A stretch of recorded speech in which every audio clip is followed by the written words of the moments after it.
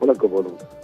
மேற்கு தொடர்ச்சி மலை அமைந்துள்ள நீலகிரி மாவட்டத்தில் தென்மேற்கு பருவமழை தீவிரமடைந்துள்ளது. மேலும் பார்த்தோம்னாக்கா நீலகிரி மாவட்டத்தில் கனமழை பெய்யும் என வானிலை ஆய்வு மையம் எச்சரிக்கை விடுத்து உள்ளது.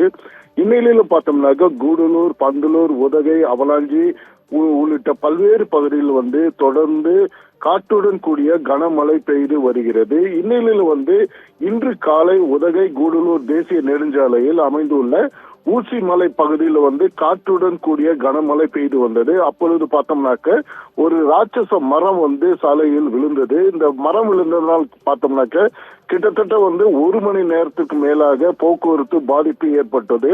உடனடியாக தேசிய நெடுஞ்சாலை துறையினர் மற்றும் தீயணைப்பு துறையினர் அந்த பகுதிக்கு அந்த மரத்தை அப்புறப்படுத்தும் பணியில் ஈடுபட்டு வந்தனர்.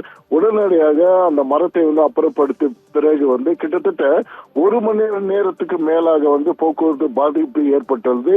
மரத்தை அப்புறப்படுத்தப்பட்ட நிலையில் தற்போது போக்குவரத்து துவங்கியுள்ளது. பானு.